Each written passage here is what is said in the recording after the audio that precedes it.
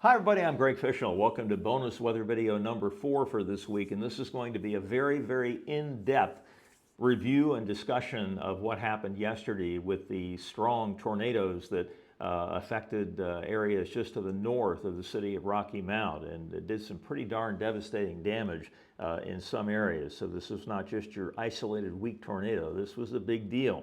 So let's go on ahead and start off here by showing you what the various words that the Storm Prediction Center, or SPC, uses with respect to the probabilities of tornadoes, damaging winds, and hail. So I'm going to start off with tornado, that if the probability is 2%, and again, this means a 2% chance of a tornado occurring within 25 miles of a given location. Okay, so that means the probability of it happening over a specific location is even less than that, but it's still greater than your normal run-of-the-mill day. So that's considered marginal, okay? And then when it gets up to 5%, it's in the slight category, which is level 2. We get up to level 3, which is considered enhanced when it's 10%, 10% with significant severe, or 15%. Now, what does significant severe mean? Well, that means the probability, I guess a 10%, 10% probability of an EF2 tornado or stronger. And yesterday's tornado was classified as an EF3, okay? So had the outlook had significant severe in it, then that would have been enhanced, and that would have been a 10% chance of, again, an EF2 or stronger. And then in terms of a moderate risk, it has to be 15% or 30%. The 15% has to have the significant severe with it, and then high risk is 30 and 45% and 60% and on up. Okay, now damaging winds, it's a little bit different. You have to get to 5% for marginal, which is level 1, 15% slight, and then 30% for enhanced, and 45% moderate, 60% for high. Okay, so now that we have those definitions, at 2:03 a.m. yesterday morning, the Storm Prediction Center issued its convective outlook, or thunderstorm outlook, and this is the damaging wind probability forecast issued at 2:03 a.m. And this brown shaded area here is 5%. Okay, so all of North Carolina had a 5% chance of damaging winds within 25 miles of a point. The tornado probability, also issued at the same time, nobody in North Carolina was even up to 2%, so that was not considered to be a big deal. Now, along with that outlook comes a little discussion. Mid-Atlantic into the Carolinas. A moist air mass will be in place east of the Appalachians with an MCV approaching the area. We'll talk more about that in a minute. Storms may develop by early afternoon. Observed mid-level lapse rates from Tuesday evening soundings are relatively poor. That means the atmosphere wasn't all that terribly unstable. Furthermore, cloud cover will also be present early in the day and limit surface heating and low-level lapse rates, the rate at which the temperature decreases with height. Isolated wind damage and marginally severe hail are possible. Okay. Now, what is the definition of an MCV, which stands for a mesoscale convective vortex? All right, don't worry about all of this. Okay, I'll summarize it in a second. A mid-level warm core low pressure center, which means the warmest air in the system is right in the middle of it, that develops within the stratiform region of a mesoscale convective system. And this occurs as a result of the release of latent heat, which is due to condensation over a multi-hour time period.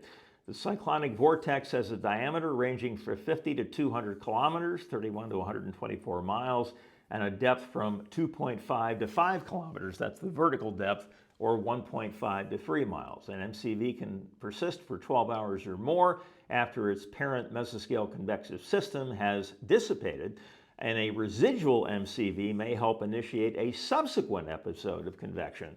And so it can, even though the thunderstorms die, you still have the vortex there, and then as it moves along, it can initiate more thunderstorms after that.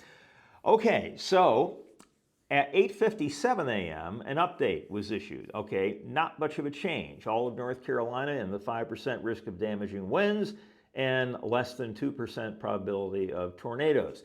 The discussion at that time With a moist air mass in place east of the Appalachians, multiple factors will influence thunderstorm development, including relatively early today via multiple MCVs, such as the one in the North Carolina Piedmont, as well as later day development along the surface trough and/or mountains. While cloud cover may tend to hinder surface insulation in some areas, isolated wind damage and possibly some hail may occur with the more robust storms. So there still is not an emphasis here on tornadoes at all. Now, at 11:40 a.m., a mesoscale discussion, which is different than the convective outlook, was issued by the Storm Prediction Center, and it basically included the areas to the east and northeast of Raleigh, and Rocky Mount was certainly included in that, okay? Now, if you look at the discussion that went along with that map, a thunderstorm cluster near the center of an MCV, okay, has gradually increased in intensity across central North Carolina over the last hour. Downstream temperatures have warmed into the low and mid 80s with mid to upper 70s dew points, incredibly moist. This has yielded 1,500 to 2,000 joules per kilogram mixed layer CAPE. And we've done these videos about the fact that when an air parcel rises, the warmer it is than the environment that it's in is the amount of CAPE, which stands for convective available potential energy. And the larger the CAPE, the stronger the forcing and the stronger the updraft, okay? So with those kind of temperatures and dew points, you're gonna get a lot of CAPE. Some additional heating is likely, which could lead to further destabilization. This will result in strengthening of ongoing convection and the potential for additional thunderstorms to develop in the vicinity of the MCV. Now, here's something interesting. The Doppler radar, the National Weather Service Doppler radar in Raleigh, technically in Clayton, but in the Raleigh area, shows 55 to 60 knots of flow around 4 kilometers above the ground, which far exceeds any forecast guidance. This strong mid-level flow should provide ample shear for organized convection and rotating updrafts. Large hail and damaging wind gusts will be the primary threat. Again, not really emphasizing tornadoes here. A slight risk will be added in this region at the 1630Z or 12:30 p.m. day one convective outlook, and a watch may be needed by early afternoon. So they're certainly cognizant of this MCV, this little vortex that was generated by earlier thunderstorms as it moves across North Carolina and the potential for it to produce severe weather. They're just not emphasizing tornadoes at this point. Now, look at the radar loop. This goes from 7:39 a.m. yesterday to 11:42 a.m. And notice this cluster of thunderstorms and the very obvious rotation that shows up with it. You see that up in here? I mean, that's pretty well defined, okay? So the MCV is clearly evident in the radar imagery all the way through the morning hours. Okay, now at 12:21, just before the tornadoes touch down, the damaging wind probability forecast is unchanged except for extreme northeastern North Carolina, where it is now up to 15% of a chance of damaging wind gusts within 25 miles of a point. But the tornado threat, again, that extreme northeastern part of the state is now up to 2%, okay, which is in the marginal category, level 1. Now, along with that outlook comes this discussion. A remnant MCV is evident in satellite and radar imagery over north central North Carolina. The associated cluster of thunderstorms will track northeastward toward the coast this afternoon, posing a risk of damaging wind gusts. Please refer to Mesoscale Discussion 1627 for further details, which we've already covered. Okay, and then at 1:05 p.m., about a half hour after the tornadoes have touched down, a tornado watch is issued for the potential for additional tornadoes, mainly off to the south and east of where the initial ones were, just to the north of the city of Rocky Mount.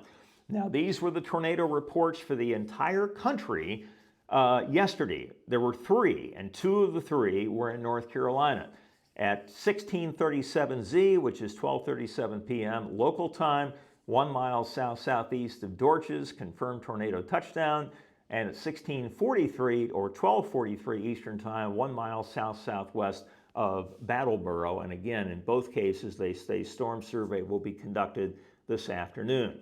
Now, the National Weather Service Doppler radar you have the ability to look at that data and see where areas of maximum shear are.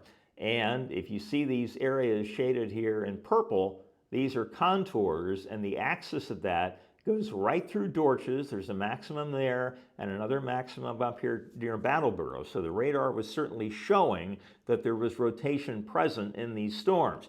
This is what the reflectivity looked like at 12:24 p.m. right over Dorches. And you can see the classic hook echo here with the high reflectivity values wrapping around into the western side here. And this right here is more than likely debris. Okay, it doesn't have to be rain. A lot of times right in that position of the storm, that will actually be flying objects around, and that more than likely is what that was. Now, here's the velocity image. The radar is off here to the west, and so the red colors are raindrops moving away from the radar, the greens are moving toward, and so the circulation pattern is right in there. Now, at 12:37 p.m., now we're near Brattleboro. That's where the hook echo is now. Again, this is probably debris. And the velocity pattern isn't quite as impressive, but it still shows the same idea. Red going away, green coming toward, circulation right in here near Brattleboro. Okay, so the bottom line is that the Storm Prediction Center was very cognizant of this mesoscale convective vortex, which was generated by earlier thunderstorms. They saw it in the radar imagery, they saw it in the satellite imagery, and they also noted that the Doppler radar had indicated much stronger winds about 4 kilometers above the ground than any of the numerical model guidance had indicated. And so when you have that much vertical wind shear, the wind increasing that quickly as you go up, there's no question that you have the potential for rotating updrafts. But rotating updrafts are on a mesoscale, and a tornado is on an even smaller scale than that. And it just did not appear to any of the folks there. And these are the best in the business, folks. I mean, these guys are experts in terms of severe weather and tornado potential. Anybody around the world looks up to these folks as being the experts, and even they did not see this as being a major tornado threat. So I think the message out of this whole thing is that even if you are being noted as an area with damaging wind gust potential, you might want to treat that as at least a somewhat of a tornado watch in your own mind, because any thunderstorm that produces a rotating updraft always has the potential to spawn a tornado, okay? So even though you may not be under a tornado watch, you may not even be under a severe thunderstorm watch, but you know that the general convective outlook from SPC has mentioned a 5% chance of damaging wind gusts. You might want to just keep that in the back of your mind that, hey, you know, if this thing goes a little bit haywire, then this could be a tornado potential day, okay? But I think the other message out of this whole thing is that there are just some things, even with all the advancements in technology, that we simply can't see coming. Okay, and if I put out a tornado watch every time there was a 5% chance of damaging wind gusts, there'd be tornado watches a whole bunch of days, okay? And we don't want to desensitize the public to that potential. And nothing else happened tornado-wise in North Carolina except those two reports near Dorches and Brattleboro, okay? And it sort of reminds me of the Raleigh tornado in November of 1988. That was, in terms of strong tornadoes, that was the only game in town that night, okay? But for the people that were affected by it, it was a huge, huge deal. And so these isolated occurrences of strong tornadoes, they are really, really difficult to call, even by the people that know the very most about all of this. All right, folks, that is the bonus weather video for this Thursday. Hope you found that interesting. We'll have another daily weather update and another bonus weather video for you coming up tomorrow about this same time. So you all take care, and we'll talk to you tomorrow. See you later.